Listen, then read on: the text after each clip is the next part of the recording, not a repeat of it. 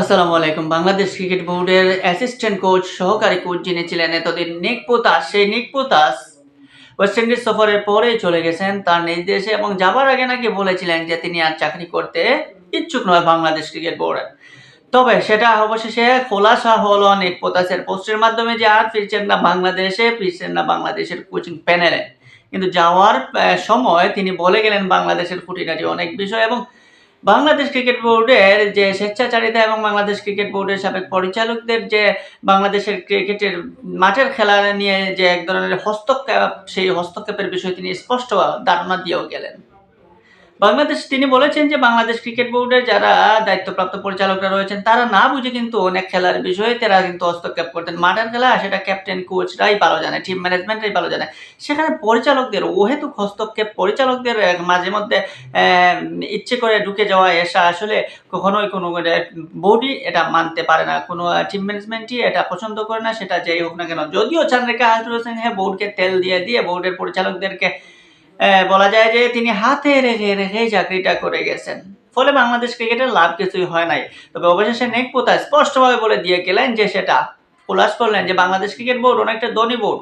Bangladesh cricket বোর্ডের টাকা আছে কিন্তু সেই টাকা তারা কাজে লাগায় না, অযথা হস্তক্ষেপ করে। তিনি একটা জিনিস বলেছেন যে বাংলাদেশে কোনো স্পিন বোলিং মেশিন নাই যেখানে বাংলাদেশ ক্রিকেট বোর্ড এত কোটি কোটি টাকার মালিক। বিশ্বের অন্যান্য দলের কিন্তু স্পিন বোলিং মেশিন রয়েছে, এমনকি ইংল্যান্ডের কাউন্টি দলগুলোর প্রত্যেকটা দলের নাকি স্পিন বোলিং মেশিন রয়েছে, সেখানে বাংলাদেশের স্পিন বোলিং মেশিন নাই। এত টাকা কোথায় রাখবেন? এত টাকা রেখে কি লাভ যদি ক্রিকেটীয় সরঞ্জাম আপনি কিনতে না পারেন, ক্রিকেটীয় সরঞ্জাম যদি ক্রিকেট বোর্ডের কাছে না থাকে।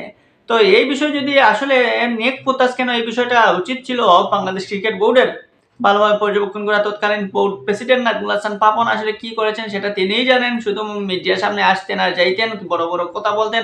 পরিচালক যারা রয়েছেন যেমন খালেদ মাহমুদ সুজন, প্লাস শেখ সুহেল কিংবা যে জালাল ইউনুসরা, আসলে তারা কি ক্রিকেট বুঝতো আর কি করতো না। এমন রহমান দুর্জয় রাতিরা, তারা তো ক্রিকেটার ছিল, তো তারা ক্রিকেটার থাকা অবস্থায় তারা কি বুঝতো না যে ক্রিকেট বোর্ডের কি প্রয়োজন? খালেদ মাহমুদ সুজন ইদানিং দেখা যাচ্ছে মুখ খুবই স্পিড, মুখের মধ্যে তিনি ইচ্ছে মতো কথা বলতে পারেন।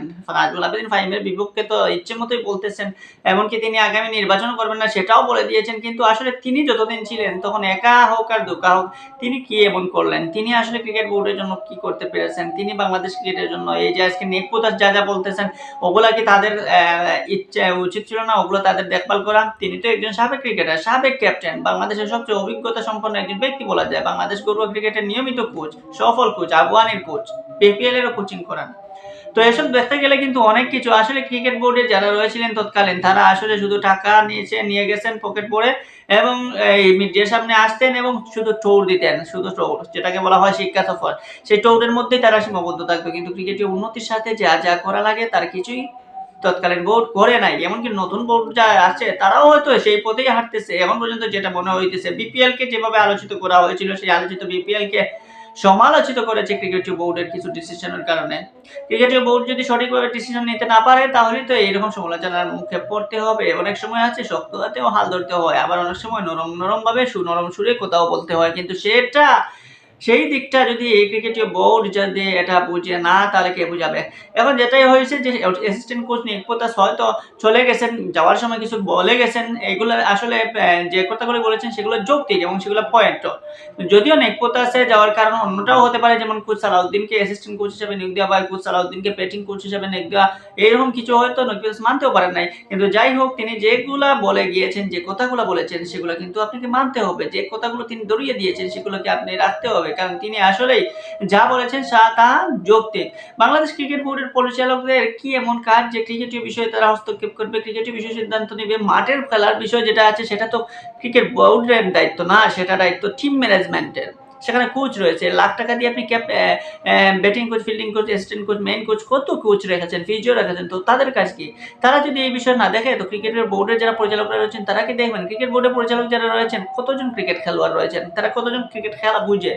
যারা আছে তারা কি আসলে ক্রিকেটের বিষয়ে সবচেয়ে পরিপক্ক? এসব বিষয় না হয় নাই বললাম, তারপরে বলতে হয়, কারণ ক্রিকেটীয় বোর্ড যদি সেই পাপন বোর্ডের সাথে যদি বর্তমান বোর্ডও চলে, তাহলে কিন্তু ক্রিকেটটা আর এগোবে না। আর আগাতে ক্রিকেটটাকে আগাতে চাইলে আপনার ঠিকঠাক সব সময় সব জায়গায় ঠিক সময় মতো আপনার সিদ্ধান্ত নিতে হবে, এবং ক্রিকেটের যে যার যেটা দায়িত্ব তাকে সেটা সামাল দিতে হবে। এখন দেখা যাক ক্রিকেটীয় অবস্থা বাংলাদেশ ক্রিকেট বোর্ডের কি হয়, এবং নিক পুতিসের কথার আলোকে যদি বাংলাদেশ ক্রিকেট বোর্ড এখান থেকে সংশোধিত হয় তাহলে তুই ভালো হয়, যদি সংশোধিত না হয় তাহলে ক্রিকেটের জন্য এটা হচ্ছে সবচেয়ে দুঃখের একটা বিষয়, বিশেষ করে বাংলাদেশ ক্রিকেট বোর্ডের, কোটি টাকার বোর্ডের।